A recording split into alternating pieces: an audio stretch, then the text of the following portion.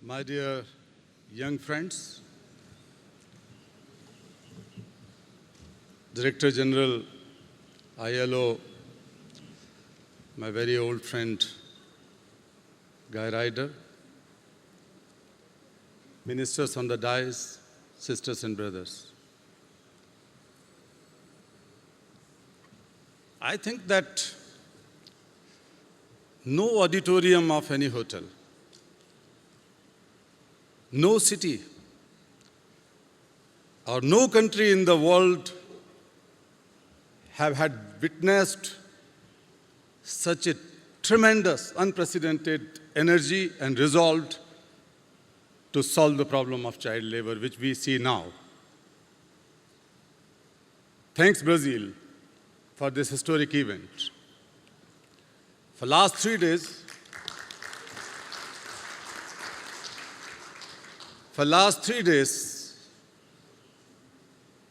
like all of you, I was walking on the corridors, in the basements, rooms, halls here and there in the hotel. And it seems that the entire place has become like a powerhouse. The youth from different parts of the Brazil added to it. And now this morning, there was a moving powerhouse came, President Lula. We are full of energy and power now.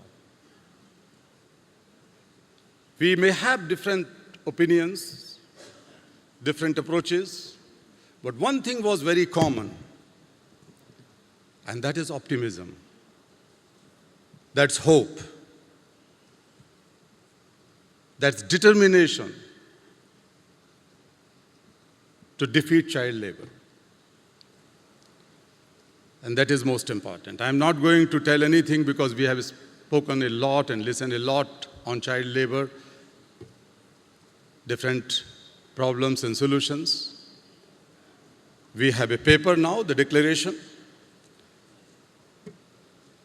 But whatever has been printed on paper, what has been printed on your computers, it will help. It's a mechanical thing.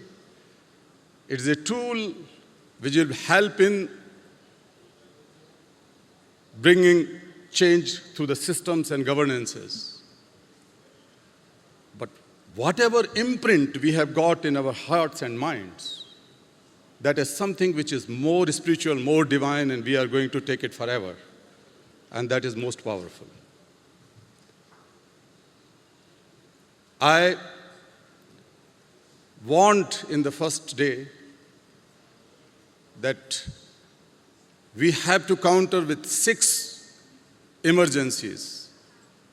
I would just name them again because when I was walking, many people complimented it saying that, Mr. Kailash, good that you have brought 5 emergencies. Some said 7 emergencies. Of course, some said 6, but there were 6. Education, employment, enforcement, economic, ecological, and ethical. We have to answer them. And I hope that once we go back from here, we are more equipped. But when we are more equipped with knowledge, means more moral challenges for us. If we don't know anything, okay, it goes on. But when we know the problem, when we know the solution, and if we don't change the wrongs, then the history is not going to spare us. We would not be forgiven by the children and generations to come.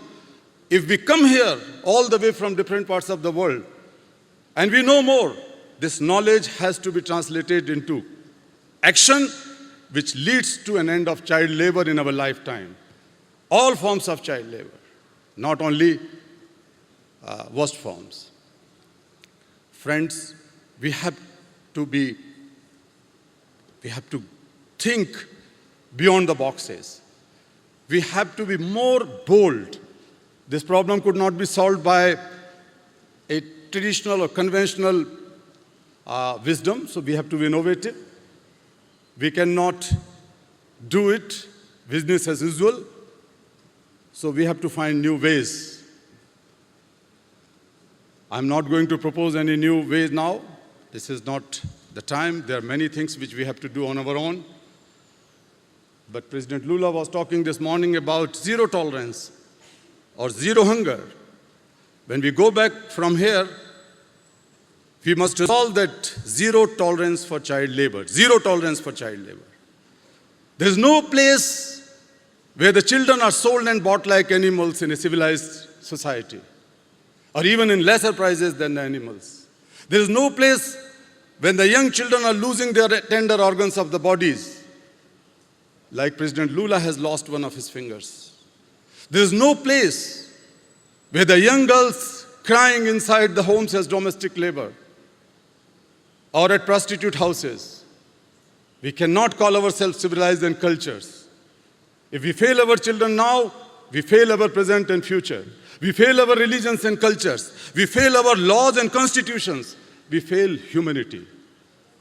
So we have to have zero tolerance for the menace of child labor. And any single penny which is earned, which is produced as a wealth by way of earning of a child is an illicit money. It's an illicit wealth. It's an immoral wealth. And we should say no to it. We have to resolve here. We have already resolving many things. That how we are going to transform the exploitative child labor to decent youth work, decent work for young people. How we are going to change the child vulnerability into youth dividend. These things have to be done, my friends. Finally, in my closing words, I would request all of you. I told that you are leaders. You are saviors of your own biological children. But for a moment, think of a child whom you have seen in your life, which is most marginalized, most exploited, most vulnerable. A child in the field or mine or factory or home. And then close your eyes and think of your own son or your own daughter. Think of your own sisters or brothers or grandchild. And the day when you won't see any difference, when the two images merge together, the world becomes the best world for our children and for us. And we have to make this world, when we go back from here, we have to take this pledge that the war against child labor is begun now. And Director General Guy, the report, the newest ILO report has indicated, has warned us that perhaps we are not going to solve the problem of 168 million children or 85 million worst forms of child labor in our prescribed time frame, 2016. But in your leadership, if we are there to change the world, we are there to change the words also. And you have to change the words one day. In your leadership, we are with you, that we will be able to achieve the goal of 2016. We changed the ILO's report. Thank you very much.